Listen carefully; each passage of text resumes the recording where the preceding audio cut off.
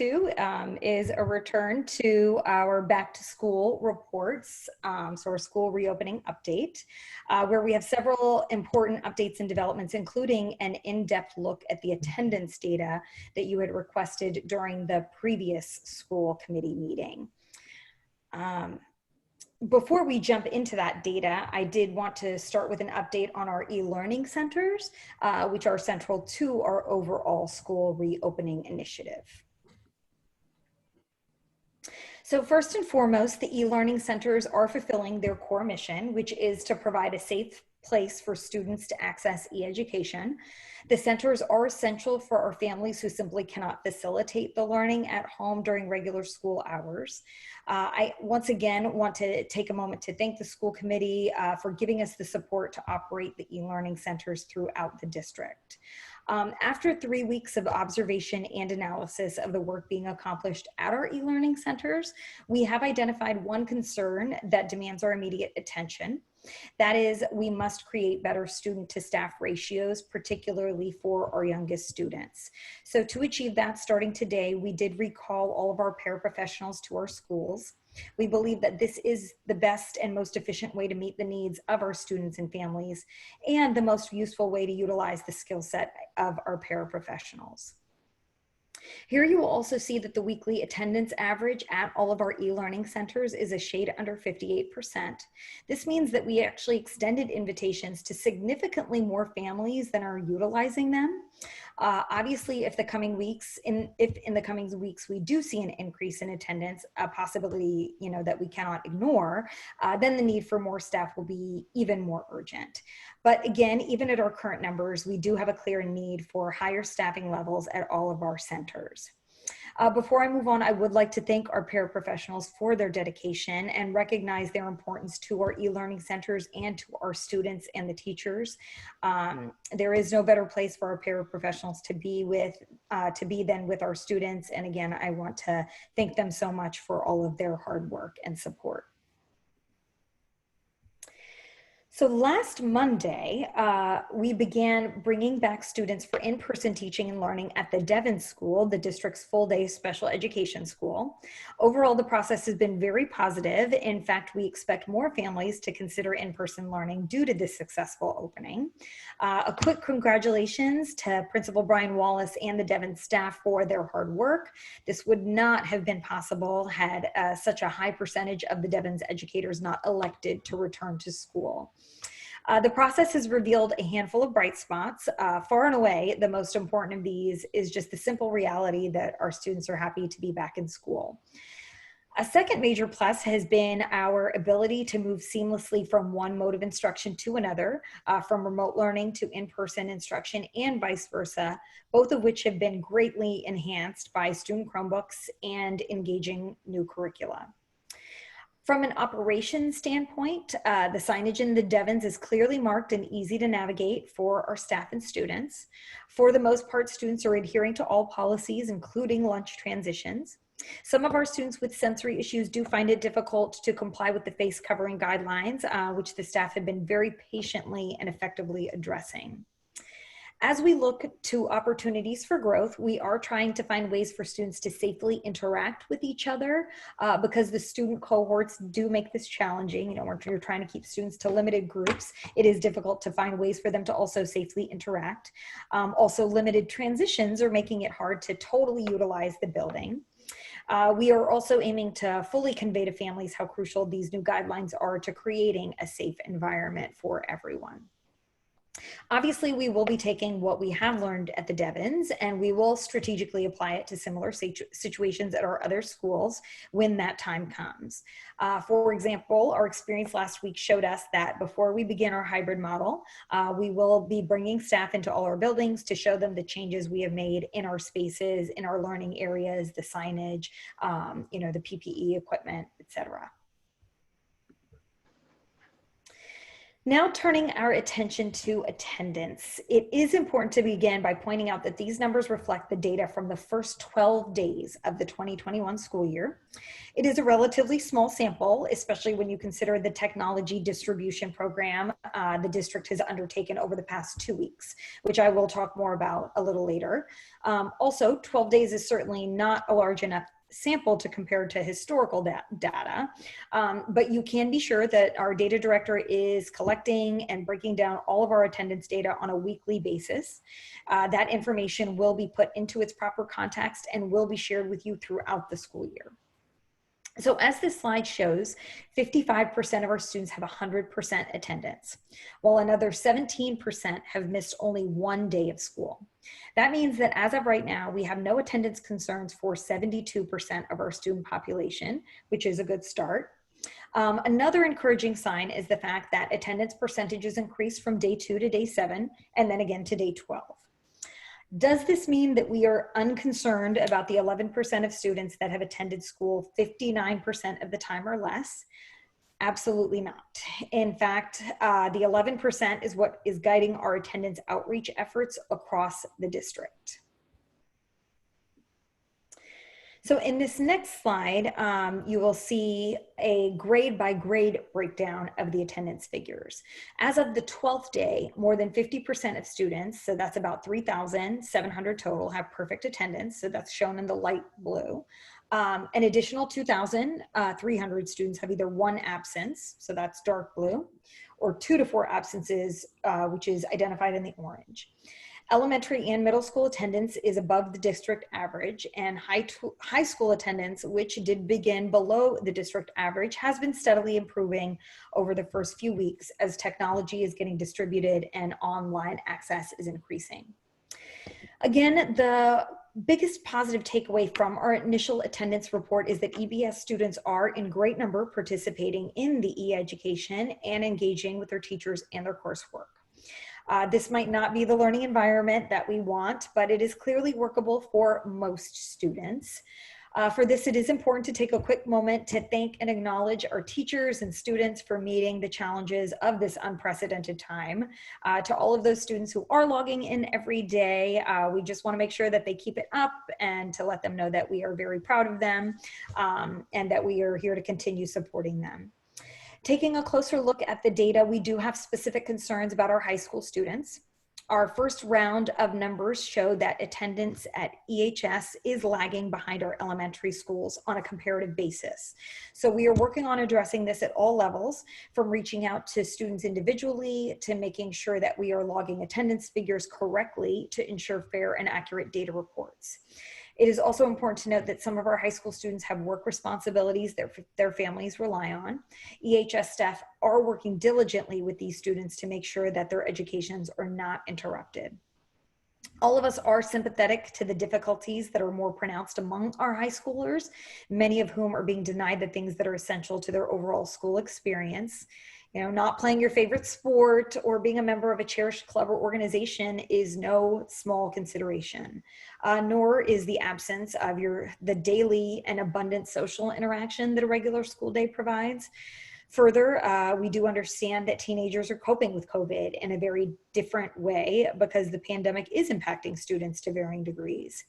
So in this light, I would like to say to any student who is not attending school regularly that we are here to help you, to please contact a teacher, a coach, a guidance counselor, a mentor, or a classmate, and that you are not alone. You know, there are other classmates of yours that are experiencing the same thing, and that we are here to work with you and to support you.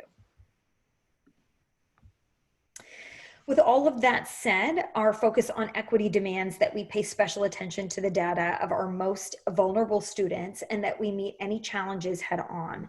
And our first round of data shows that our at-risk groups, such as English learners, special education students, and low-income students, are showing lower attendance rates than our district average.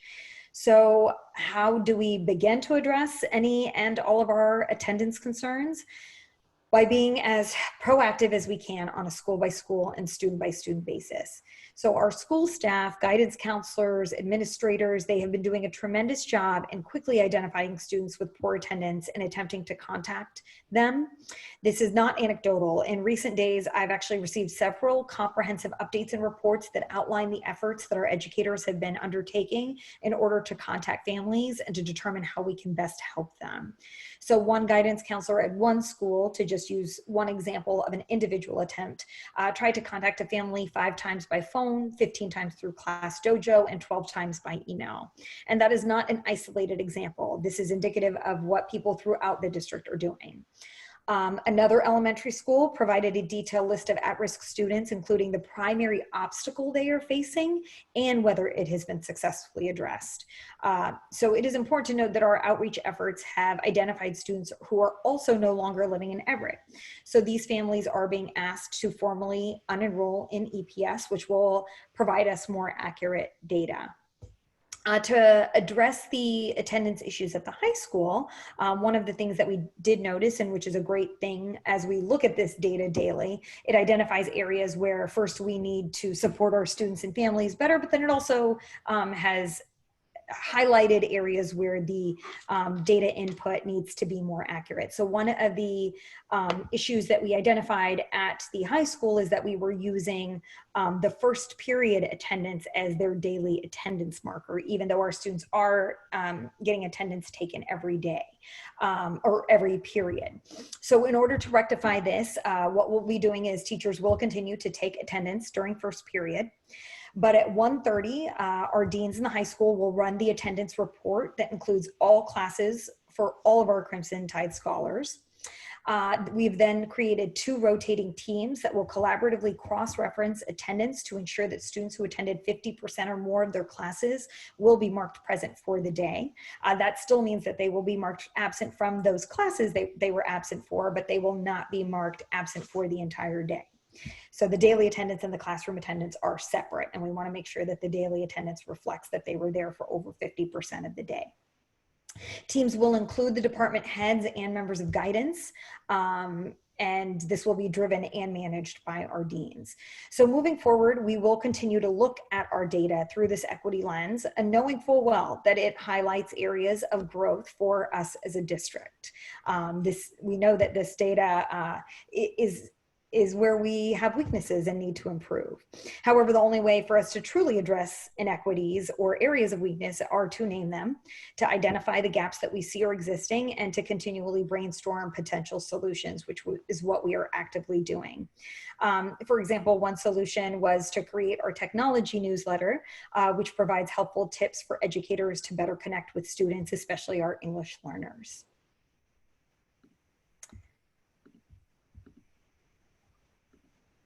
So can you go to the next slide, please?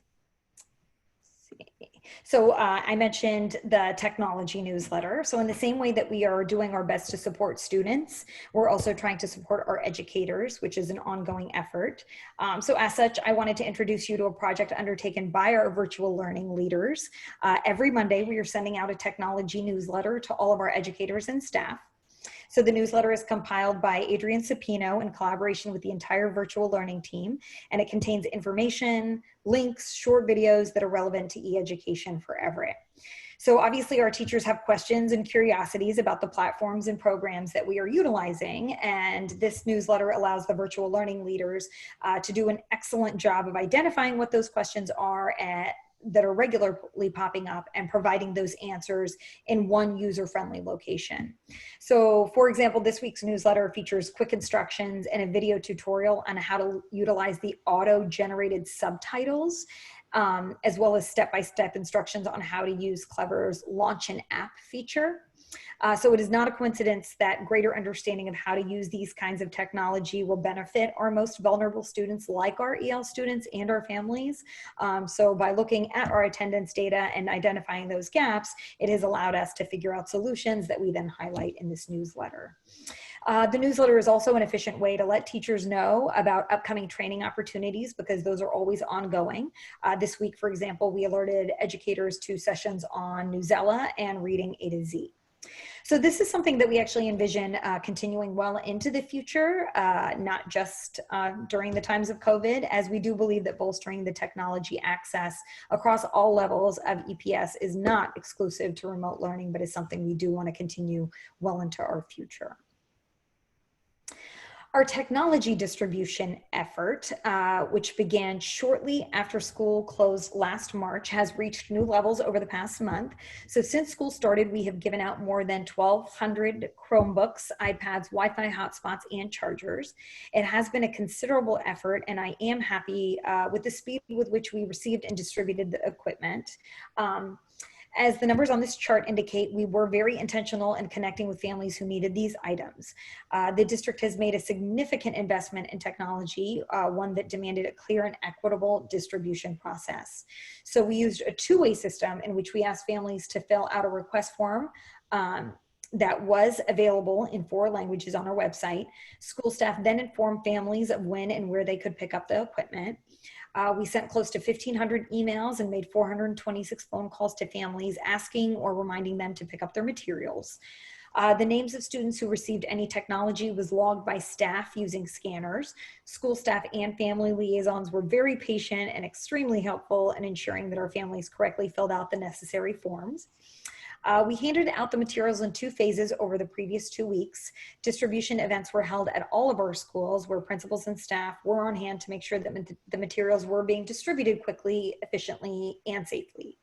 As of this morning, there are approximately 346 families remaining who have requested at least one piece of equipment. We are processing those requests and working with staff at each building to make sure the materials are distributed as promptly as possible.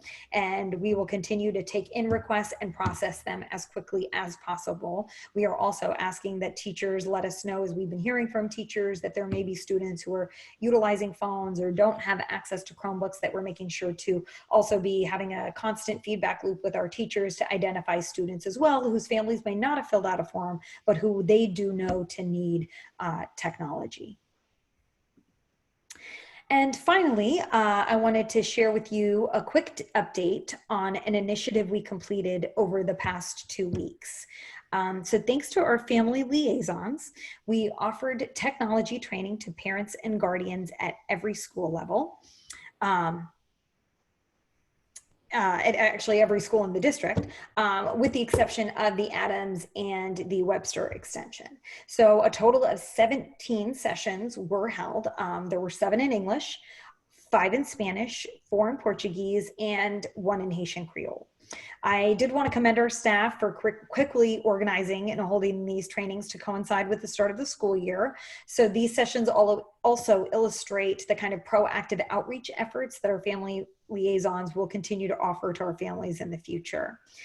So we offered an online interest form in 4 languages, and our family liaisons called families to organize the sessions, which were made up of no more than 15 people to again ensure the best possible and safest learning environment. The training was designed with a very clear vision, and it was to provide adults with a basic but essential understanding of the equipment and programs that our students are using in order to participate in their remote learning. So we asked parents and caregivers to bring their students' Chromebook or iPad to the class so they could receive hands-on instruction on how to use the devices and access the Wi-Fi. So they were shown how to email their teachers, how to quickly and easily access platforms using Clever badges. Information about Google Classroom and Zoom was also provided during the training, and all participants also took home printed resources. So these classes were absolutely not offered in lieu of on-demand tech help. On the contrary, our family liaisons are well-versed in accessing e-education and are able and willing to quickly help parents and guardians who contact them with basic technology questions. In addition, if anyone at home needs tech help, we have created a useful resource on the EPS website, which is highlighted on the slide shown here. So again, I just want to thank you so much for your attention, and I am happy to answer any questions.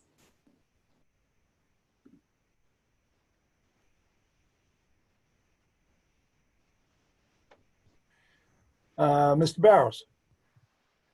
Thank you, Mr. Chairman, and thank you, Superintendent. I am wondering if I'm just trying to think about so many possibilities and ideas to improve the attendance issue, especially the high school. And I'm wondering, maybe we have done that already, but I'm wondering if reaching out to the nonprofits, several nonprofits that we have in Everett, to ask for their help, because a lot of times parents go there during the week. The Family Resource Center, it's offering like food pantry. They're offering classes in different things, even through Zoom. La Comunidad, Irma runs a group of parents. Haitian Community Center, they also have folks that they now have a youth group and parents. So reaching out to these organizations and explain the issue that we are having regarding attendance and asking for their input, their ideas, and also going there, perhaps because most of these organizations, they have limited resources, perhaps having a family liaison once a week, or going there when they are meeting with their parents, or if it's through Zoom, joining and explaining, that we are, what are their needs, what are they, why they believe that kids are not attending, like trying to find a way to, through this relationship with these nonprofits, to see how we can get more attention from parents and from students themselves. I know that's not going to resolve the problem. That's not why I'm saying this, but I think it's another way for us to get to students, especially from EHS, and to parents as well, because sometimes those parents are so busy and working full time and do not come to school, or even do not answer a call that we make to them, but they are going to get food, but they are going to get some sort of support, or they have a relationship with those organizations that perhaps they could listen to them. So if we could develop this, I think it's another way for us to get to parents and the students regarding the attendance issue. I think that's a great point, and we can absolutely do that. We actually have a bi-weekly meeting where one of our parent liaisons attends with the community-based organizations and nonprofits, along with the mayor's office.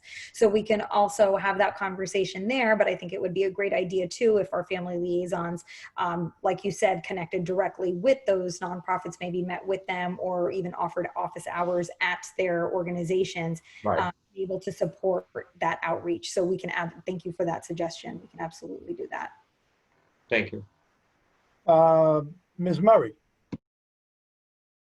I was just wondering about the data through two different lenses. I was wondering if you've looked at the high school data by grade band and seen where the gaps lie. I know you looked at it through special populations, but I was just wondering in terms of grade.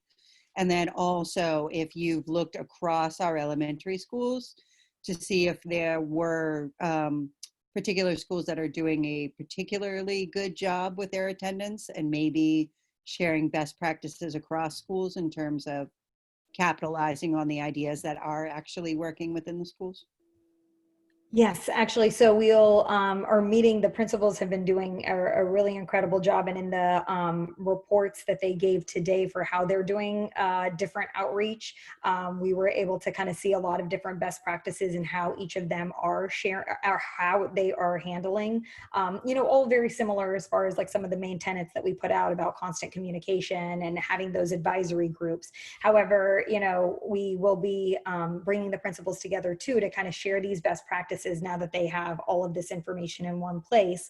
And we do have some schools where there's, it's slightly, we've looked at it in a bunch of different ways, like by school, by grade, by subgroup in grade. And we can definitely present that information, and we're trying to glean as much, like low inferences from that data as possible in order to then implement some of these solutions. So for example, one of the things we thought when looking at the data is that, potentially some of these pre-recorded lessons or videos might be more accessible to our English learners if they were available in native languages, or if they at least had subtitles. So that was was kind of the impetus for putting that into place. So what we are doing is trying to look at the data, which we're looking at daily and in several different iterations, and then really trying to figure out what it might be telling us so that we can kind of implement some solutions. And I think that as we're implementing those solutions too, we'll be able to see over time as as we see how attendance improves in certain areas, which ones of those solutions are particularly effective. And so we are spending a great deal of time, and we'll continue to, discussing this over the next few weeks. We look at it daily, and we're talking with principals daily, and then we are making opportunities for them to be able to not just read each other's information, but to be able to discuss and start to problem solve together as well. Thank you. Ms. Lambert. Thank you, Mr. Chairman. Through you to Madam Superintendent.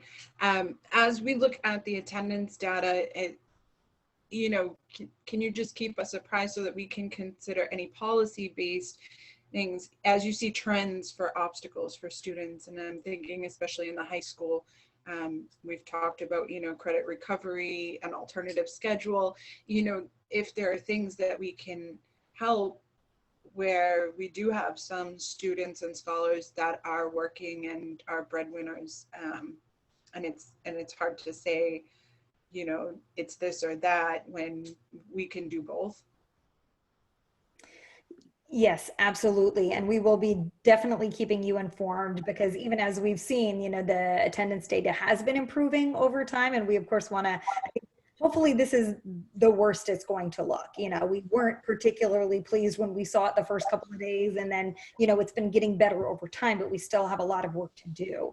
And I think you're exactly right. Like we're using these specific situations. So for example, we have information on different students where, so for example, one student was having a major challenge with the remote learning. And so that's why they had started to not log on as much. So we actually signed that child up for an e-learning center and worked with that family. Whereas another family, they were waiting on a Chromebook and hotspot, but were unable to come pick them up. So then we scheduled a delivery. So we're hoping that by taking these, these situations globally too, and like providing, videos that have subtitles, but also looking at each particular situation and figuring out how we can solve them, that we'll be able to show increases over time. And so we will certainly not only keep you informed, but let you know too if there's anything you all can do in order to support these efforts, because I imagine that this is going to end up being a community-wide effort to make sure that we are getting all of our students logged in to e-education. Thank you. Parker. Thank you, Mr. Chairman, to you, the superintendent. Madam Superintendent, this is probably a stretch, but are you able to look at attendance by household? For example, siblings at the same address. The fourth graders got 100% attendance either in e-learning remotely, but we can't find the eighth grader, which could probably tell a different story, because obviously they know, at that point, the family would know that, school's in session, there are options. What else is going on? So. Yes, so that's actually a great question. We were looking at the household data too to determine how many Wi-Fi hotspots we needed to provide. And it can be kind of tricky to identify the households. We weren't able to actually pull a report that shows by household, but we can we, in knowing the students and the principals and knowing the students and knowing their siblings, have been able to support with that as well. So for example, we know that there were like, a brother and a sister at two different schools that were waiting on a hotspot. And so by delivering one to that family, that solved the problem for both of them. And now we're watching both of their data to make sure that we're seeing attendance from both of them. And hopefully we'll see both of them. But we are, while we can't discreetly pull a report just about households, that's certainly something we're keeping an eye on is siblings. And it is a wonderful thing, that I haven't actually gotten to experience before, especially in a city like Everett, where there is so much knowledge about the families and knowing the siblings and having had the sibling. And, so that part of being in a smaller city is so nice, because I do feel like it's so much more of a community and people are able to make this sort of a community wrapping around the family support. Okay. And one last question. The next goal is to move to the hybrid model. Are we subject to the color code? in that situation? Like if we are, as a community, are still red, does that prohibit us from moving into the hybrid model? So it is ultimately a local decision. So it would be up to this body to determine if we would or wouldn't. It has been DESE's guideline that trying to stay 3 weeks in one category is what would be preferable, before moving from one model to another, whether that's moving from hybrid to remote or back again, so that you can see, several weeks of a trend. So it is something that we're going to need to discuss closer to the date. Okay. 3 weeks, but maybe 4 or 5 weeks. So we're coming up on that pretty soon. And that is why it's so important right now that, we are seeing some positive cases. We are watching our numbers very closely because it is going to determine how quickly we can get back to hybrid. And if we can, stick with the timeline that we had originally anticipated before the school year started, which I truly hope we will be able to do. But of course, we will be making sure to keep the data in mind before we make any of those determinations. All right, thank you. Anyone else? Okay. Back to you, Madam Superintendent.